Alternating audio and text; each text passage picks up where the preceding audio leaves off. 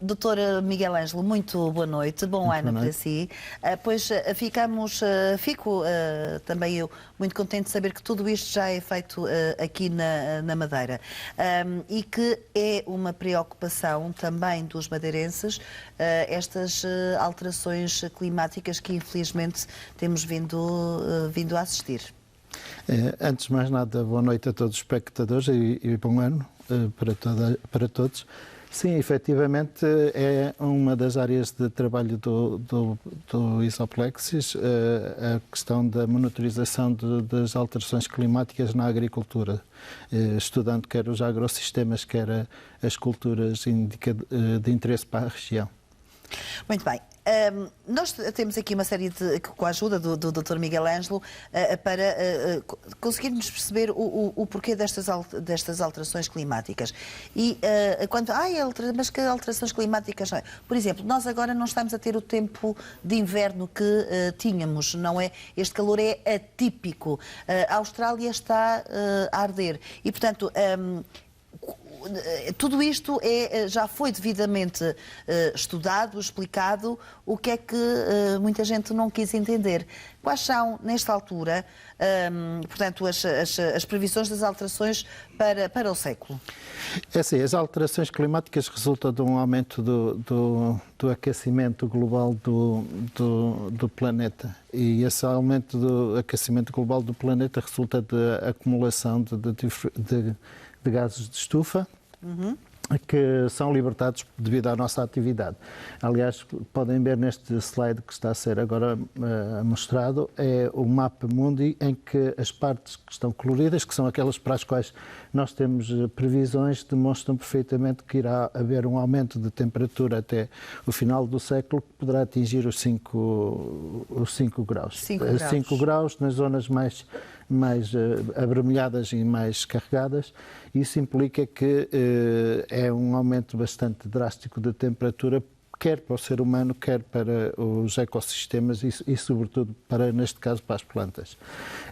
Se nós olharmos para o slide que vem agora, isto é a previsão do que se espera que vai acontecer em Portugal continental, em que haverá um aumento de temperaturas que se prevê que seja até 4 graus, naquelas zonas mais escuras do mapa à esquerda, mais acastanhadas do mapa à esquerda, e mostra claramente que todo o interior do país vai ficar bastante mais quente em termos de temperaturas médias, e que é acompanhado sempre que há um aumento da temperatura, também se alteram duas coisas que são fundamentais em termos de consequências, que é, por um lado,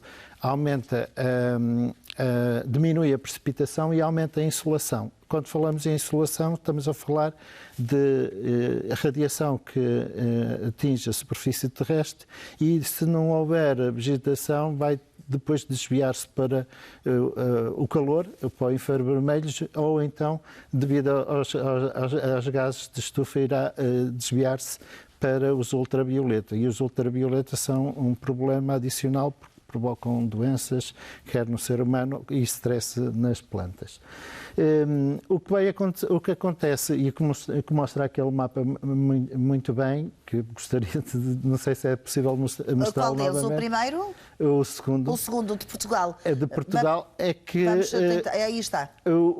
Toda a parte vermelho irá ficar, de Portugal corre o risco de ficar desertificado, ou seja, nós iremos provavelmente ser aquilo que é Marrocos para o norte da África, iremos ser o Marrocos do sul da Europa, nestas regiões, com problemas grandes para a manutenção, quer da produtividade, quer das populações. Portanto, podemos dizer que Portugal ficará pela metade, não é? Ficará pela metade, mas a Madeira também corre riscos adicionais, apesar de que, evidente, nós temos uma vantagem, que é estamos no meio do mar e o mar atenua de alguma forma estes efeitos, mas se nós olharmos para estes dois mapas que estão agora a ser mostrados, da parte esquerda estão os mapas da Madeira que são habitualmente apresentados nos boletins do da Secretaria do Ambiente e para os turistas, em que o primeiro mostra as temperaturas bastante amenas, portanto,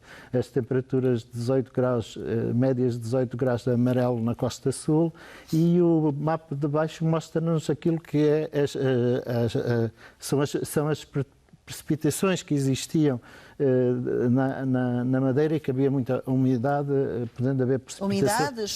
Umidade, chuva, podendo haver precipitações até quase 2.000 milímetros por ano. E os mapas que estão à direita mostram aquilo que se prevê que vai acontecer com as alterações climáticas até o final do século, em que a parte do sul, da Costa Sul, irá ficar muito mais quente. E quando falamos em muito mais quente, estamos a falar em que temperaturas, sensivelmente? Temperaturas que poderão, um aumento de temperaturas que poderá atingir 3 graus.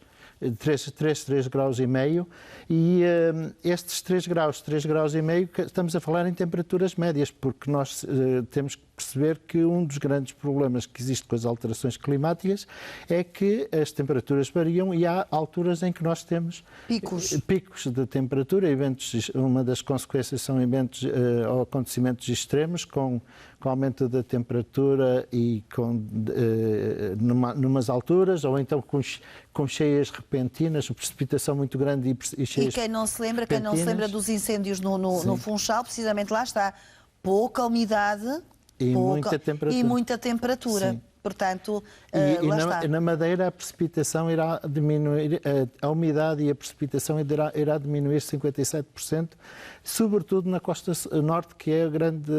57%? Até 57%, que é a grande geradora de recursos hídricos da ilha. Portanto, aqui mostra-se ali naquelas zonas mais a vermelho.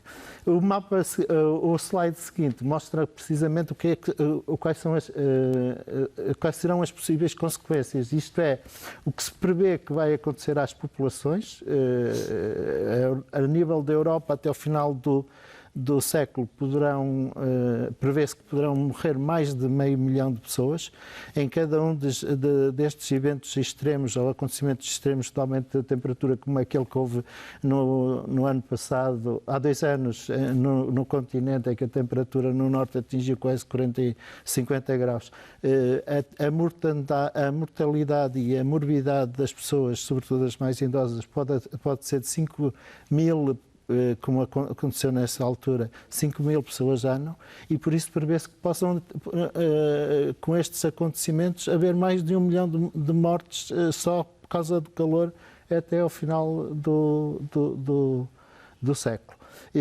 Ao mesmo tempo que, claro, há um aumento de temperatura proporciona outro tipo de fenómenos bastante dramáticos, como é o caso dos incêndios que têm assolado o continente, que já assolou a Madeira, e que têm assolado também outras partes do globo terrestre, porque neste momento e este ano nós assistimos a coisas que eram pouco prováveis de acontecer, como seja grandes incêndios na Sibéria, na Rússia e até no Canadá, e agora estamos a assistir os incêndios que estão a acontecer na Austrália, e tudo isto é o resultado de um desenvolvimento errado que nós temos e de um estilo de vida bastante errado que nós temos vindo a acumular, não de agora, mas desde o início da Revolução Industrial, mas que se acelerou muito nos últimos anos, e, portanto, isto tem provocado todos estes fenómenos.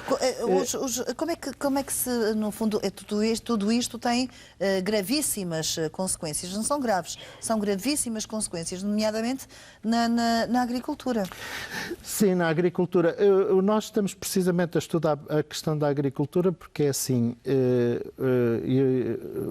o facto de nós termos um estilo de vida que nos leva a consumir muito faz com que nós tenhamos que importar praticamente todo o alimento que consumimos, e cada português por ano precisa de 40 mil metros de terra, ou seja, 4 hectares, para produzir o alimento que geralmente consome, apesar de que também temos muito desperdício. Perdão.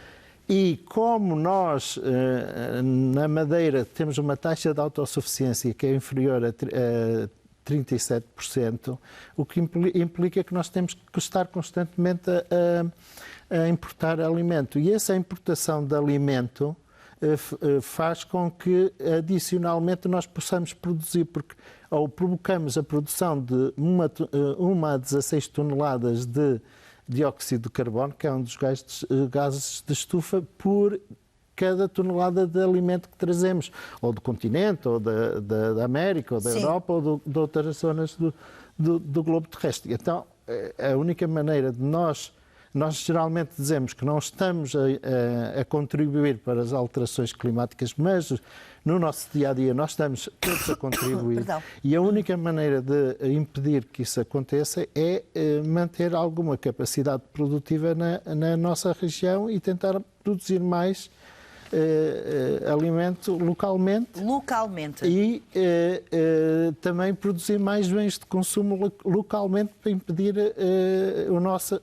ou para diminuir a nossa pegada ecológica. Doutor Miguel Ângelo, fale-me sobre este slide que estamos agora aqui a ver. O que é que isto significa? É assim, como eu disse, uma das nossas preocupações é tentar perceber o que é que vai acontecer com a agricultura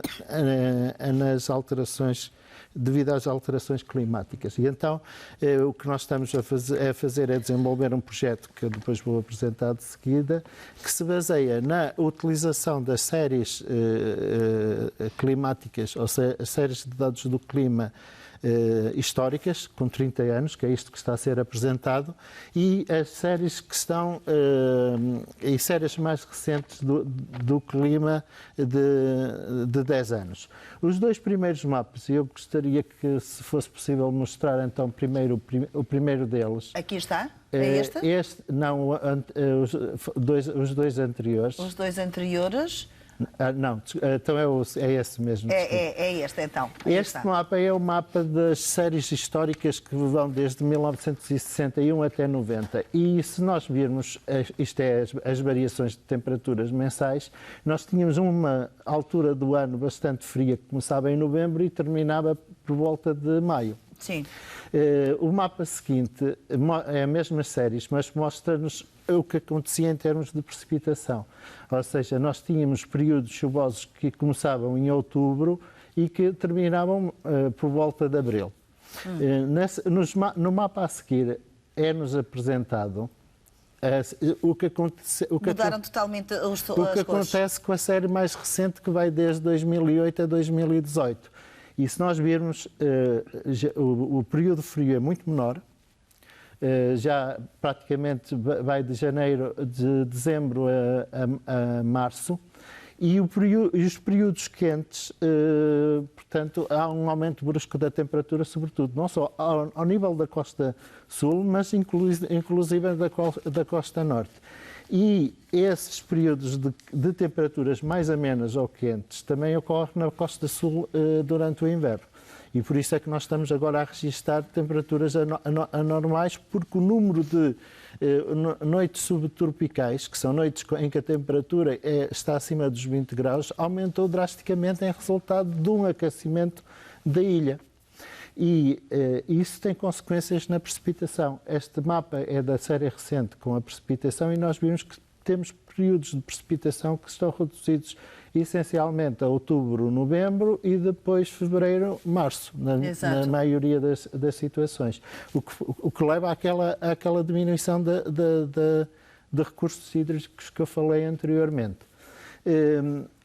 O nosso projeto, que é um projeto que é financiado, que se chama Casbio e que é financiado pelo Programa Operacional, tenta precisamente perceber o que é que vai acontecer com esta evolução. Se nós teremos condições que vão ser aquelas que estão previstas na estratégia do clima, nos dois mapas da ilha, os dois primeiros mapas da ilha que eu apresentei, ou se ainda poderão ser mais gravosas. E tudo indica que nós já estamos a viver o cenário que seria expectável para 2070 a 2099, mais favorável dessa estratégia do clima, E, portanto, tendo em atenção que a produção de gás de estufa e o aquecimento global ainda está em fase de agravamento, é provável que esse cenário seja ultrapassado, como mostram alguns dos dados que nós temos. O slide seguinte, portanto, mostrar-nos-ia como é que nós estamos, indica-nos qual é a estratégia que nós estamos a utilizar para fazer este tipo de estudos, porque é um projeto de 3 anos e nós estamos a tentar perceber o que é que vai acontecer dentro de 20, 30 anos. Temos que ter alguma estratégia. A nossa estratégia baseia-se na criação de uma rede de monitorização que engloba 9 pontos, estavam ali assinalados, não só na Madeira, mas também no Porto Santo. Aí estão. E alguns desses pontos estes pontos têm aquilo que nós chamamos de agrosistemas, ou seja, explorações agrícolas com as culturas de interesse para a região. E nós estamos a fazer, para além da sua monitorização, a modelação das condições climáticas e a tentar perceber o que acontece com o solo, com a biodiversidade vegetal, não as culturas, mas a outra diversidade, e com a fauna. E o slide seguinte que eu gostaria de mostrar e que está a colar é precisamente de um desses locais de monitorização, que é a Quinta da Vinha, no Estreito da Calheta, e que apareceu no nosso vídeo. E se nós virmos nos gráficos que são apresentados no slide seguinte, nós podemos verificar que a monitorização que nós fizemos dos 2 primeiros anos indica que, ao nível da temperatura, nós já temos a temperatura média que é idêntica à da temperatura do segundo cenário da estratégia do clima que eu falei anteriormente, mas se olharmos para o gráfico que está à direita, então, e virmos, portanto, aqueles valores todos a vermelho, então isto indica que a precipitação, este gráfico indica que a precipitação é muito pior, ou seja, a quantidade de água que é disponibilizada é muito menor do que aquela que seria expectável até pelo cenário mais favorável de 2077. O que é que isto implica? Implica que é preciso fazer um muito maior esforço para a manutenção das culturas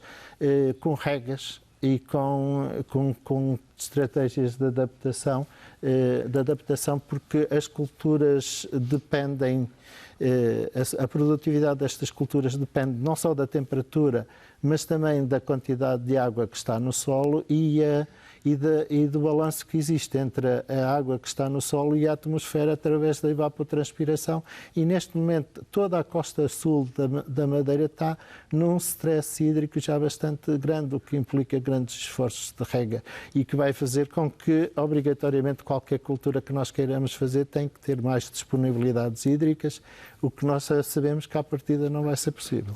Dr. Miguel Ângelo, eu poderia ficar aqui o resto da noite a ouvi-lo de uma forma bastante interessante, porque isto é quase uma aula, mas de uma forma também assustadora, porque isto deve-nos assustar. Isto não estamos aqui a falar de ficção científica. Não, isto é uma realidade. Mas doutor, só para dizer isto, quero convidá-lo para vir cá mais uma vez, porque já escutamos e é muito o nosso tempo, para continuarmos esta nossa conversa e tentarmos abrir mentalidades e tentarmos perceber o que é que poderemos todos nós fazer para evitar esta aceleração do tempo. Sim, e das alterações climáticas, obviamente.